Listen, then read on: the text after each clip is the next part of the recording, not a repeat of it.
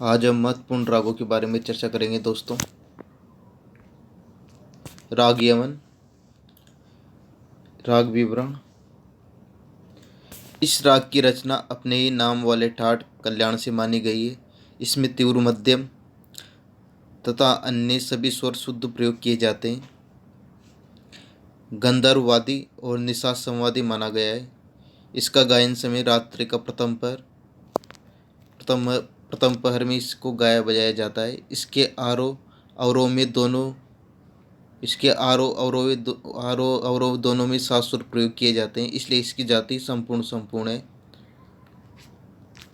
इसके आरोह अवरोह और पकड़। विशेषताएं। मुसलमानों ने इसे यमन अथवा इमन कहा है, किंतु इसका प्राचीन नाम कल्याण है। इस राग के दो नाम हैं, यमन अथवा कल्याण। इन दोनों को एक में मिला देने से एक दूसरे राग हो जाता है। इस नवीन राग को यमन कल्याण कहते हैं। इसमें दोनों मध्यम का प्रयोग किया जाता है। जो यमन राग होता है इसमें तीव्र मध्यम का प्रयोग किया जाता है। जो यमन कल्याण राग होता है इसमें शुद्ध मध्यम और तीव्र मध्यम दोनों का प्रयोग किया जाता है। इस राग की चलन मंद्र सप्तक के नि से आरंभ होती है। जब तीव्र मध्य से तार सप्तक की ओर पहुंचते हैं तो पंचम को छोड़ देते हैं। नीरे गम ध निसा। इस राग में नीरे और परे स्वर समूह बार बार प्रयोग किए जाते हैं। कल्याण राग को आश्रय राग भी कहा जाता है, क्योंकि जिस टार से इसका जन्म माना गया है उसे कल्याण कहा गया है। कल्याण की प्रकृति गंभीर है। इसमें बड़ा ख्याल, छोटा ख्याल और विलंबित या ध्रुपद आदि गाए जाते हैं। इस राग की चलन तीनों सप्तकों में होती है। न्यास के स्वर मिलते जुलते राग यमन कल्याण। राग कापी। गने कोमल सब शुद्ध गावत मध्य रात।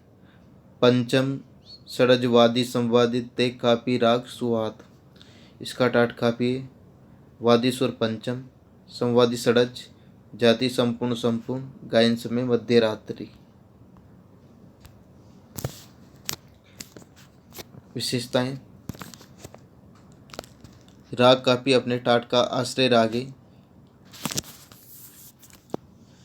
इस राग में ग और नि स्वर कोमल रूप में प्रयोग किए जाते हैं, लेकिन राग की रंजकता बढ़ाने के लिए शुद्ध ग और नि का अल्प रूप में विवादी स्वर के नाते प्रयोग किया जाता है।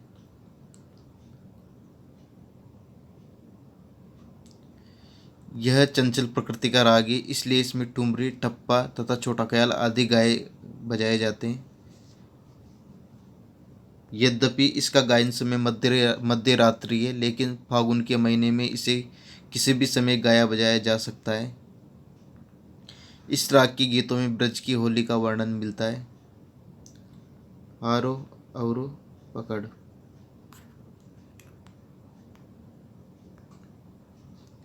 राग वृंदावनी सारंग। जब थी कोई निर्वाद है चढ़ते देवत नाई, तब यह सारंग राग ही वृंदावनी कहाई। इसका ठाठ काफी है। वादी स्वर ऋषभ, संवादी पंचम, जाति ओडव, गायन समय दोपहर मध्याह्न काल। विकृत स्वर कोमल नी, वर्जित स्वर गंधर्व और देवत। विशेषता। एक कल्पना के अनुसार स्वामी हरिदास वृंदावन में रहते थे, इसलिए सारंग के इस प्रकार का नाम वृंदावनी सारंग पड़ा। इस राग के आरोह में नी स्वर शुद्ध, अवरोह में नी स्वर कोमल लगता है। उत्तरांग प्रधान रागों का समय समाप्त होने पर जब पूर्वांग प्रधान रागों का समय आरंभ होता है तो वह इसी वृंदावनी सारंग से ही शुरू होता है। यह राग खड़े सुरों में ही गाया जाता है। यदि मीड अंग से गाएंगे तो यह मल्हार राग का आभास होने लगेगा। यह एक लोकप्रिय राग है। फागन, कजरी, चैती तथा कई प्रकार के लोकगीतों की रचना इस राग में की जाती है। इस राग में ख्याल, गायन, तराना, ध्रुपद, दमार आदि गाए जाते हैं। आरोह, अवरोह और पकड़। राग जौनपुरी। कोमल ग ध नि, तिरब रिखब, तिरब रिकब चढ़त गंधार नाई होई, ध ग वादी संवादिते जौनपुरी कहीं सोई। इसका टाट आसावरी, वादी स्वर देवस, संवादी गांधार, जाति साड़व संपूर्ण, गायन समेत दिन का द्वितीय पहर। कोमल स्वर गंधर्व, देवत और निषाद, न्यास के स्वर षडज, गंधर्व, पंचम और देवत। विशेषता, यह उत्तरांग प्रधान राग है, अतः इसकी चलन मध्य सप्तक के उत्तर अंग तथा तार सप्तक में होती है। हारों में ग स्वर वर्जित होने से और अवरों में सभी स्वरों के प्रयोग से इसकी जाति साड़व संपूर्ण है। इस राग का स्वरूप आसावरी राग की तरह है, परंतु आसावरी के आरोह में निषाद स्वर नहीं लगता, लेकिन जौनपुरी में लगता है। इस राग में रे म प स्वरों का प्रयोग बार बार किया जाता है। कहा जाता है कि इस राग की रचना जौनपुर के सुल्तान हुसैन सर के द्वारा की गई, इसलिए इस राग का नाम जौनपुरी पड़ा। म प ध नि सा, रे नि ध प जैसे सुर समूह का प्रयोग करने से प्राचीन गांधारी का आभास होता है, लेकिन गांधारी राग में दोनों रे स्वर का प्रयोग होता है, जबकि जौनपुर में केवल शुद्ध रे का प्रयोग किया जाता है। गांधारी राग में दोनों रे यानी कोमल रे और शुद्ध रे का प्रयोग होता है, जबकि जौनपुरी राग में शुद्ध रे का प्रयोग किया जाता है। आरोह, अवरोह और पकड़। राग मालकोंस। कोमल स पंचम रिखब, दोहु वर्जित छिन्न, षडज मध्यम संवादी वादिते मालकंस को चिन्ह। ठाठ भैरवी, वादी स्वर मध्यम, संवादी षडज, जाति ओडव ओडव, गायन समय रात्रि का तृतीय पहर। कोमल स्वर गंधर्व, देवत और निषाद, वर्जित स्वर ऋषभ और पंचम।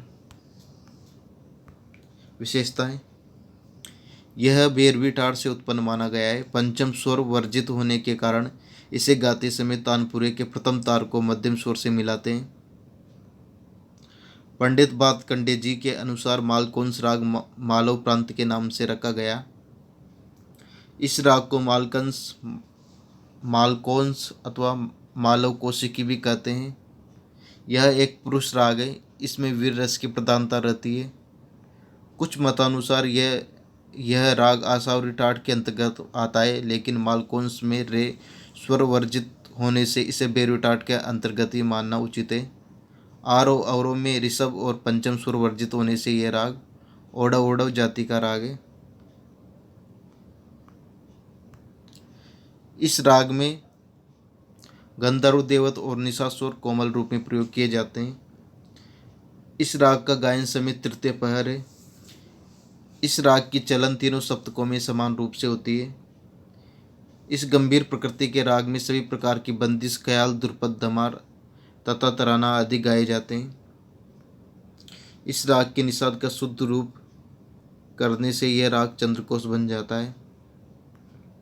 लोकप्रिय एवं मधुर राग होने से इस राग में भजन, गजल व गीत आदि भी गाए जाते हैं। म ग सा, ग म ध नि सा, म ग सा, ग म ध नि सा, ग म ध नि सा, म ध नि सा, नि सा ध नि सा, म ग सा, नि सा ध नि सा, मन तड़पत हरिधर सन को आज।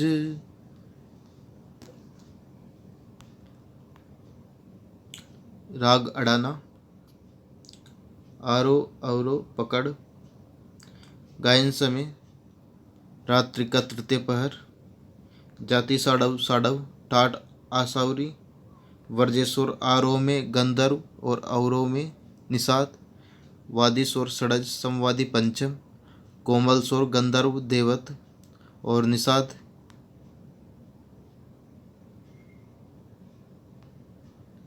राग अहिर भैरव। सा रे ग म प द नि सा, सा नि द प म ग म रे सा, म ग म रे सा, म प द नि द प म ग म रे सा। गायन समय प्रातःकाल। जाति संपूर्ण। ठाठ भैरव। वादी स्वर मध्यम, संवादी स्वर षडज, कोमल स्वर ऋषभ और निषाद। थैंक यू दोस्तों, आज के लिए इतना ही। अगर आपको हमारा वीडियो पसंद आए तो लाइक कीजिए, शेयर कीजिए और सब्सक्राइब कीजिए। Thank you.